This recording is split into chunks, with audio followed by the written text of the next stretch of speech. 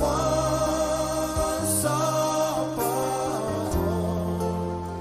Dieu est là.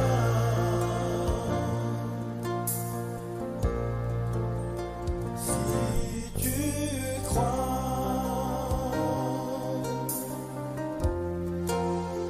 mon ami,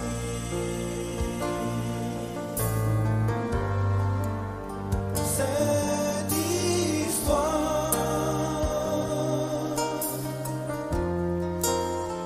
c'est pour toi.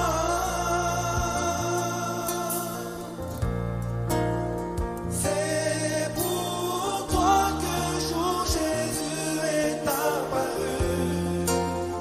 Et sais-tu que sans Jésus tu es perdu? Viens à lui aujourd'hui, toi aussi.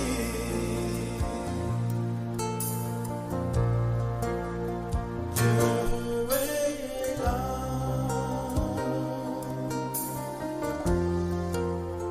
Dieu est là.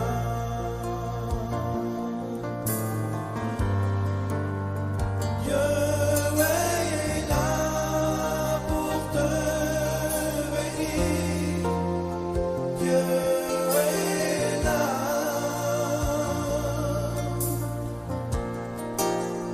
Dieu est là pour te bénir, te consoler, te guérir. Si tu crois sa parole, Dieu est là. Bonjour à toutes et à tous, bienvenue pour cette nouvelle vidéo intitulée « Dieu te donnera ce dont tu as besoin ». Merci déjà à Capi pour sa musique « Dieu est là » que vous pouvez retrouver gratuitement sur YouTube. Donc nouvelle vidéo aujourd'hui intitulée « Dieu te donnera ce dont tu as besoin ». J'aimerais aujourd'hui revenir sur une promesse que nous a fait le Seigneur, promesse de vérité. Dieu a dit qu'il nous donnera ce dont nous avons besoin. Il l'a dit et cela arrivera. Alléluia. Parce que Dieu n'est pas un homme pour mentir ou un homme pour se repentir. Il est Dieu. Ce qu'il dit, cela arrive. Alléluia. Et Dieu a dit qu'il nous donnera ce qui nous est nécessaire. Certaines personnes tordent les Écritures. Ils disent qu'être chrétien va leur assurer la prospérité, la réussite matérielle. Mais Dieu n'a jamais promis cet évangile de prospérité. Jésus-Christ a dit qu'il nous donnera ce dont nous avons besoin. Si tu es riche, tant mieux, mon frère, ma sœur, mais Dieu ne te rendra pas forcément riche matériellement. Alléluia. Aujourd'hui, des gens intéressés infiltrent l'Église et veulent assurer aux gens un haut niveau de prospérité économique pour les séduire. Mais l'Évangile, ce n'est pas ça. L'Évangile, c'est la vie éternelle pour ceux qui ont foi en Jésus-Christ. Peu importe qu'ils soient riches ou pauvres. Alléluia. Être pauvre amène des problèmes, c'est vrai. Mais être riche en apporte d'autres aussi. Donc, et si être riche nous pose trop de problèmes, alors il vaut mieux être pauvre ou mieux avoir ce dont on a besoin comme l'a promis le Seigneur. Alléluia. Ôtez-vous cela de la tête, cette envie de richesse à tout prix, ce n'est pas bon. C'est pas l'or qui sauve, c'est Dieu. Alléluia. Être chrétien ne veut pas dire que l'on va être riche en billets. Être chrétien, c'est être enrichi par Dieu, par la vie éternelle, par le pardon des péchés, par notre Seigneur Jésus-Christ. Alléluia. Donc Jésus-Christ a dit dans l'évangile de Matthieu chapitre 6 versets 19 à 21 « Ne vous amassez pas des trésors sur la terre où la teigne et la rouille détruisent, là où les voleurs percent et dérobent, mais amassez-vous des trésors dans le ciel où la teigne et la rouille ne détruisent point et où les voleurs ne percent ni ne dérobent. » Il existe donc des richesses temporelles et des richesses éternelles. Et mieux vaut avoir des richesses éternelles que temporelles. Parce que les richesses temporelles, la teigne et la rouille finissent par les détruire. Alléluia. Dieu peut nous donner les deux, les richesses matérielles et éternelles. Mais à choisir, il vaut bien sûr mieux avoir les richesses éternelle. Alléluia. Donc ne soyez pas tristes ou désespérés si votre trésor temporel disparaît ou s'il est modeste, car votre trésor éternel subsistera au nom de Jésus-Christ. Alléluia. Pensez à la ville parée d'or pur avec ses 12 portes d'une seule perle. Jésus-Christ a dit qu'il nous préparait une place dans la Jérusalem céleste. Donc oui, Dieu nous donnera et il va aussi nous donner ce dont nous avons besoin. Et on va lire ensemble cette promesse. Alléluia. Matthieu chapitre 6, versets 24 à 34. Matthieu 6, versets 24 à 34. Matthieu 6, versets 24 à 34. Nul ne peut servir deux maîtres, car ou il haïra l'un et aimera l'autre, ou il s'attachera à l'un et méprisera l'autre. Vous ne pouvez servir Dieu et Mammon. C'est pourquoi je vous dis, ne vous inquiétez pas pour votre vie de ce que vous mangerez, ni pour votre corps de quoi vous serez vêtu. La vie n'est-elle pas plus que la nourriture, et le corps plus que le vêtement? Regardez les oiseaux du ciel, ils ne sèment ni ne moissonnent, et ils n'amassent rien dans des greniers, et votre Père céleste les nourrit. Ne valez-vous pas beaucoup plus qu'eux? Qui de vous, par ses inquiétudes, peut ajouter une coudée à la durée de sa vie? Et pourquoi vous inquiétez au sujet du vêtement? Considérez donc comment croissent les lys des champs. Ils ne travaillent ni ne filent. Cependant, je vous dis que Salomon même, dans toute sa gloire, n'a pas été vêtu comme l'un d'eux. Si Dieu revêt ainsi l'herbe des champs qui existe aujourd'hui et qui demain sera jetée au four, ne vous vêtira-t-il pas à plus forte raison, gens de peu de foi? Ne vous inquiétez donc point et ne dites pas que mangerons-nous, que boirons-nous? De quoi serons-nous vêtus? Car toutes ces choses, ce sont les païens qui les recherchent. Votre Père céleste sait que vous en avez besoin. Cherchez premièrement le royaume et la justice de Dieu, et toutes ces choses vous seront données par-dessus. Ne vous inquiétez donc pas du lendemain, car le lendemain aura soin de lui-même. À chaque jour suffit sa peine. Alléluia. Donc le Seigneur Jésus-Christ dit, il le dit, la vie, elle est plus que la nourriture, et le corps, il est plus que le vêtement. Sans nourriture, le corps meurt, c'est vrai, mais sans Jésus-Christ, c'est l'âme qui meurt. Alléluia. Sans vêtements, le corps est nu, mais le corps est toujours là. Alléluia. Donc oui, la vie est plus que le vêtement et la nourriture. Jésus-Christ va poser une question. Il va dire, les oiseaux n'amassent rien et pourtant ils mangent. Et vous, ne valez-vous pas beaucoup plus qu'eux? Si nous valons, mon frère, ma sœur, beaucoup plus qu'eux, alors, car Dieu finalement, c'est vrai, nous valons plus qu'eux, car Dieu a créé l'homme à son image, et la terre a été faite pour l'homme et non l'homme pour la terre. Et Dieu va utiliser une métaphore sur les lys des champs. Le lys des champs, c'est une fleur de différentes couleurs, qui est très très belle, c'est symétrique, c'est proportionné, vraiment c'est très très beau. Et Jésus-Christ dit que même Salomon, le roi qu'il a béni, Salomon, le roi puissant, Salomon, le roi très riche, n'a pas été vêtu comme le lys des champs. Il était moins beau, il n'était pas aussi éblouissant, aussi resplendissant que le lys des champs. Alléluia. Et Dieu a fait des lys des champs quelque chose de plus beau que Salomon, avec tous ses habits, et tout son or, tous ses apprêtements et tous ses artifices. Dieu fait d'une fleur des champs qui pousse, mon frère, ma sœur, partout dans nos pays, quelque chose de magnifique. Et Jésus-Christ va dire que puisque Dieu fait des lys des champs un habit magnifique pour l'herbe, alors vous ne pensez pas que vous, qui valez beaucoup, car Dieu vous a créé, vous croyez que je vais vous laisser sans vêtements, sans nourriture, sans rien, alors que les lys des champs sont magnifiques et vous valez beaucoup plus que les lys des champs. Alléluia. Comment pouvez-vous croire cela alors que vous dites croire en moi et que je suis votre Père, dit le Seigneur? Donnerais-je davantage aux oiseaux des champs plutôt qu'à vous, mon ultime création, qui avait foi en moi, qui avait foi en Dieu? Voilà ce qu'aimerait nous dire le Seigneur. Oui, nous valons beaucoup plus que les oiseaux du ciel qui n'amassent rien dans les greniers. Nous valons beaucoup plus que les lys des champs que le Seigneur pourtant vraiment les crée vraiment de manière très belle. Alléluia. Donc oui, Dieu prendra soin de nous. Alléluia. Jésus-Christ dit également de ne pas s'inquiéter du lendemain, car Dieu prendra soin de ce lendemain. À nous qui avons foi en lui, il nous donnera le vêtement, la nourriture. Alléluia.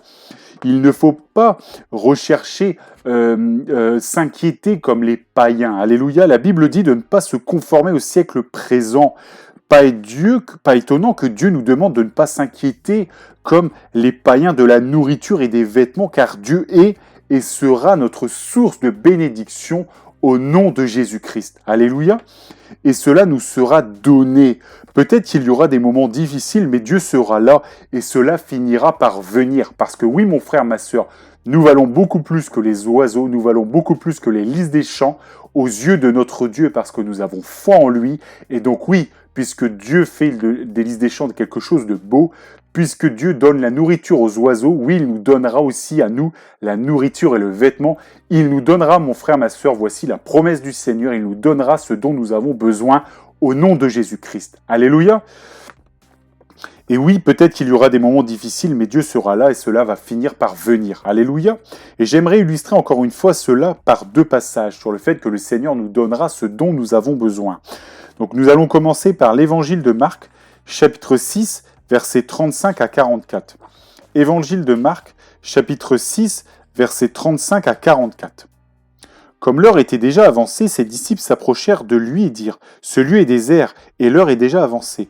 Renvoie-les afin qu'ils aillent dans les campagnes et dans les villages des environs pour s'acheter de quoi manger. » Jésus leur répondit « Donnez-leur vous-même à manger. » Mais ils lui dirent « Irions-nous acheter des pains pour 200 deniers et leur donnerions-nous à manger ?» Et il leur dit « Combien avez-vous de pain ? Allez voir. » Ils s'en assurèrent et répondirent « 5 et 2 poissons. » Alors il leur commanda de les faire tous asseoir par groupes sur l'herbe verte. Et ils s'assirent par rangées de 100 et de 50. Il prit les 5 pains et les 2 poissons, et levant les yeux vers le ciel, il rendit grâce. Puis il rompit les pains et les donna aux disciples, afin qu'il les distribuât à la foule. Il partagea aussi les 2 poissons entre tous. Tous mangèrent et furent rassasiés.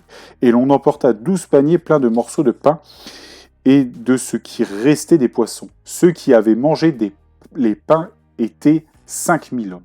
Alléluia. Voici les gens viennent au Seigneur pour l'entendre. Sans compter les familles, il y a, la Bible dit, 5000 hommes. Donc possiblement le triple avec les femmes et les enfants. Les apôtres, pour les nourrir, n'ont que 5 pains et 2 poissons.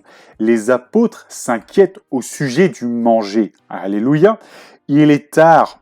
On est au milieu de nulle part, Seigneur. Renvoie-les pour qu'ils se nourrissent. Renvoie-les dans les villes, dans les villages où il y a des silos, où ils pourront être accueillis, où il y a du pain, où il y a de l'eau, il y a de la viande, etc.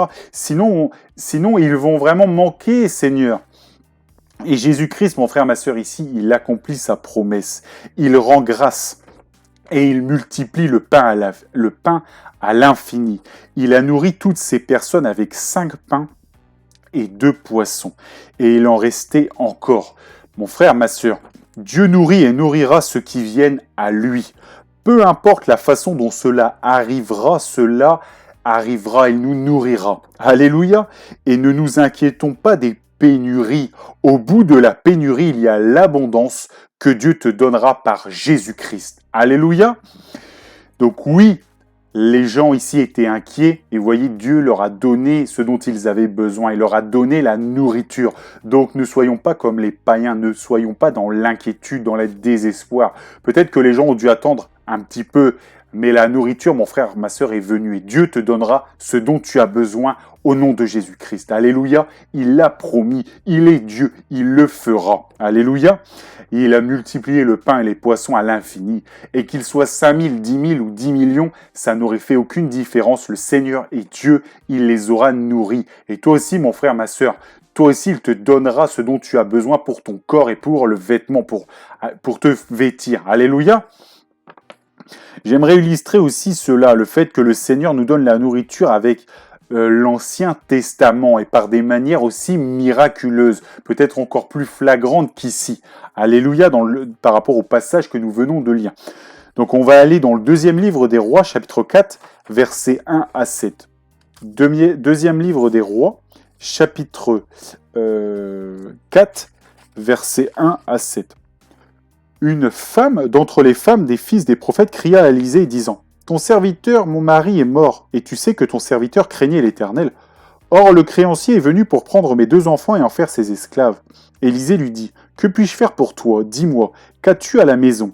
Elle répondit « Ta servante n'a rien du tout à la maison qu'un vase d'huile. » Et il dit « Va demander au dehors des vases chez tous tes voisins, des vases vides, et n'en demande pas un petit nombre. Quand tu seras rentré, tu fermeras la porte sur toi et sur tes enfants.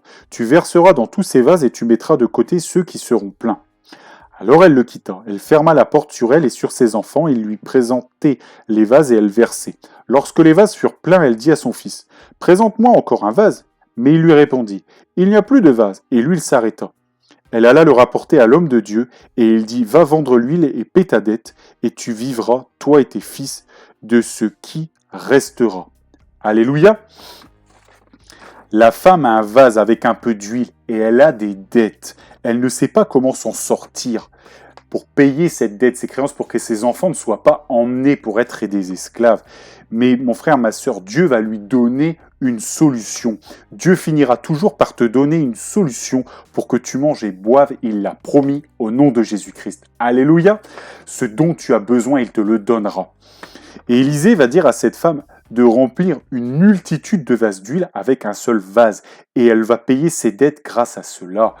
Elle va remplir petit à petit ses vases. Ils vont être pleins. D'un vase, elles vont remplir des dizaines et des dizaines. Et avec ces vases d'huile, elle va payer sa dette et sauver ses enfants. Alléluia. Dieu lui a donné ce dont elle avait besoin pour payer ses dettes. Oui, peut-être qu'elle ne sera pas riche. Oui, peut-être qu'elle n'aura pas matériellement des choses extraordinaires. Mais Dieu lui donnera ce dont elle a besoin pour rester avec ses enfants dans la paix et dans la crainte du Seigneur, dans la foi. Alléluia. Donc, oui, elle a payé ses dettes grâce à cela. Jésus-Christ multiplie le pain à l'infini et Dieu multiplie l'huile à l'infini, mon frère, ma soeur, si tu en as besoin. C'est comme cela. C'est inexplicable, mais il est Dieu et il crée à partir de rien. Et il créera ce que tu as besoin dans ta vie au nom de Jésus-Christ. Alléluia. Dieu te donne la vie éternelle par la foi en Jésus-Christ et il te donnera ce dont tu as besoin, comme il l'a fait avec cette femme, et comme il l'a fait avec les 5000 hommes et leurs familles. Ne paniquons pas, comme les païens face aux ressources, etc., qui s'amenuisent. Dieu peut en créer comme il veut en un instant. Un jour, il avait besoin d'argent et un apôtre a pêché un poisson qui avait de l'argent. Lui, il avait des stataires. Alléluia, il a payé comme ça le passage. Que Dieu soit béni pour cette promesse. Dieu te garantit de te donner ce dont tu as besoin pour une chose. Restez concentré sur la parole, sur la foi en Jésus-Christ. Ne te disperse pas parce que le manque commence à venir, mais au contraire, fortifie-toi parce que la bénédiction de l'Éternel dans ta vie approche, il l'a promis, il te donnera ce dont tu as besoin au nom de Jésus-Christ. Alléluia, que Dieu vous bénisse dans le nom de Jésus-Christ et que toute la gloire lui revienne.